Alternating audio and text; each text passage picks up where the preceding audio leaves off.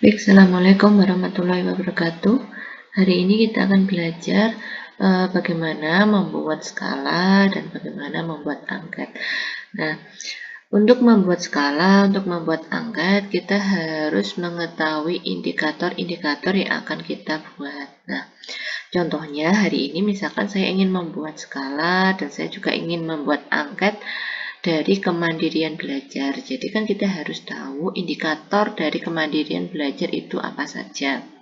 Nah, kemandirian belajar, indikatornya bisa kita cari melalui jurnal atau melalui buku. Nah, hari ini saya akan memberi contoh bagaimana mencari indikator dari kemandirian belajar menggunakan jurnal. Nah, langkah yang pertama adalah kita membuka Google dulu, kemudian kita cari atau kita tulis jurnal indikator kemandirian belajar. Nah, kemudian kita bisa pilih salah satu. Misalkan ini yang paling atas ya, kita klik kanan, buka tautan di tab baru. Nah, kita tunggu sebentar.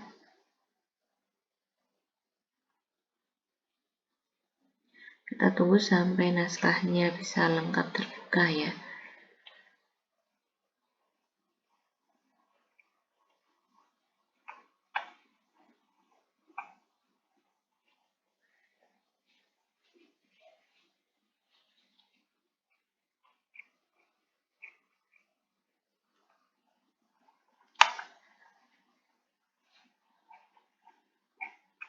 Kita juga bisa misalkan selain yang pertama ini karena sulit dibuka, kita bisa membuka yang bawahnya ya. Ini kita klik kanan, buka tautan di tab baru, sambil kita cek. Oh, ini sudah. Nah, dari jurnal yang pertama ini kita lihat ada jurnal dari jurnal pendidikan matematika ya, Mat Didaktik. Nah, sekarang kita cari di mana indikator dari kemandirian belajar. Biasanya di abstrak itu ada, tetapi biasanya tidak lengkap, hanya diambil inti-intinya saja. Kalau mau lebih lengkap, kita lihat biasanya di bab pertama ya. Di bab pertama kita cari per paragraf. Di sini paragraf pertama belum ya, kita lihat, kita membaca cepat. Kemudian paragraf kedua ini baru definisi kemandirian belajar. Nah, sekarang ini di paragraf ketiga kita lihat.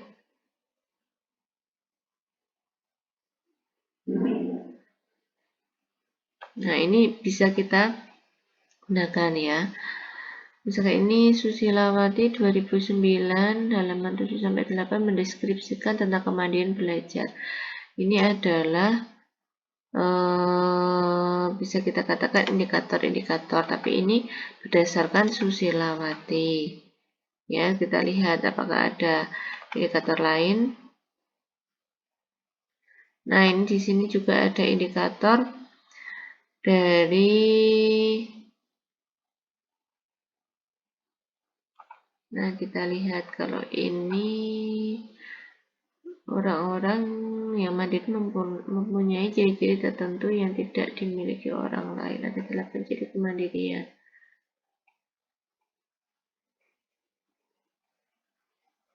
Oke. Nah, ini bisa kita lihat indikatornya.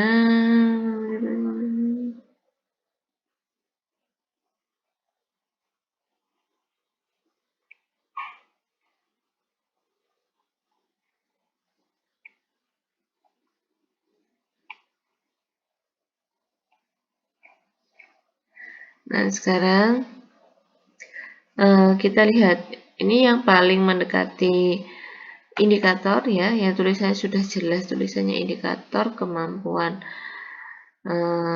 atau kemandirian belajar di sini. Kalau ini ciri ya, kalau ini ciri-cirinya, kemudian yang ini deskripsinya. Nah, kita bisa menggunakan ini atau kita juga coba cari yang lain dulu ya, yang jelas bahwa tulisannya adalah indikator. Dapat kita lihat. Ini jurnal kedua.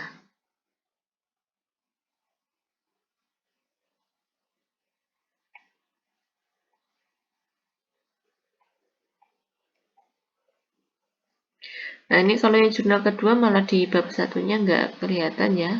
Kelihatannya malah di bab 2. Nah, seperti ini. Nah, ternyata ini juga bisa kita lihat. Di sini indikator kemandirian belajar ya, yaitu percaya diri, tanggung jawab, kemudian inisiatif, disiplin. Nah, kalau kita lihat di sini di metode penelitian ini adalah indikator yang sudah dibuat oleh peneliti.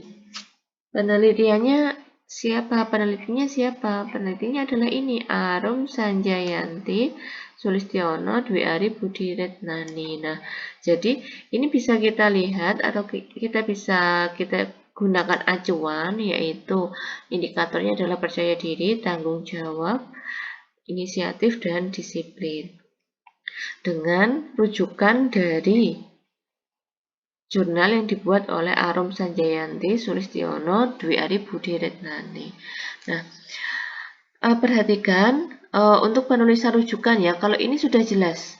Karena di dalam tulisan indikator ini dia tidak merujuk siapa-siapa. Jadi di sini indikator ini adalah hasil dari peneliti-peneliti ini. Beda halnya dengan yang jurnal pertama tadi ya. Nah, jurnal pertama ini ya bisa dilihat, misalkan kita menggunakan deskripsi kemandirian belajar, yaitu ini yang misalkan ini yang kita gunakan. Nah, nanti di daftar pustaka rujukannya bukan rujukan dari penulis jurnal ini ya, tetapi yang kita gunakan rujukan adalah penulis asli dari deskripsi ini, yaitu siapa? Yaitu Susilawati. Ini nanti yang akan kita masukkan ke daftar pustaka kita ya. Jadi kita harus mencari Susilawati di sini ya. Kita cari di daftar pustaka, yaitu di Susilawati.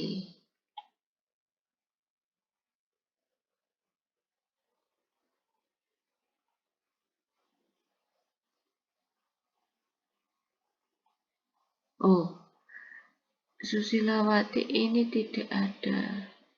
Kalau tidak ada, ini bisa dipastikan jurnalnya tidak lengkap ya. Jadi saran saya lebih baik di skip aja kalau jurnal seperti ini ya.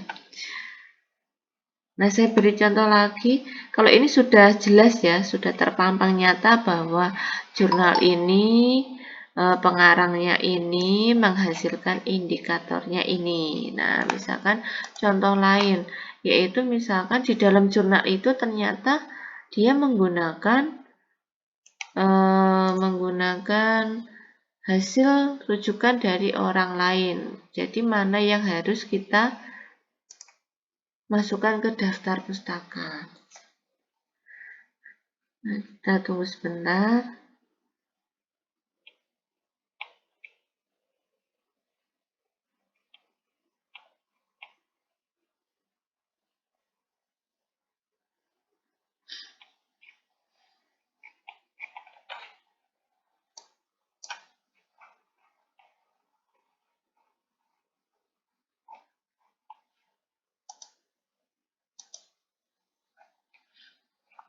Oke, kita lihat.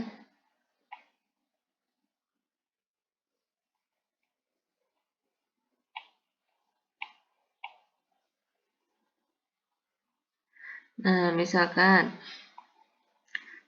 di sini kita mau menggunakan ini ya, indikator ini yang saya blok ini. Padahal ini menurut dari GEA. Jadi kalau tulisan ini ya, tulisan ini yang akan kita tulis, berarti kita lihat di daftar pustaka yang menulisnya adalah GEA. Nah, ini kita cari di GEA.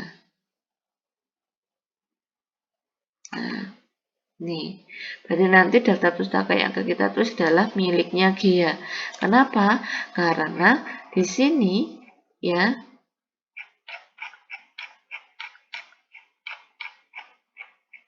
karena di sini kita melihat bahwa indikator ini ditulis oleh G ya.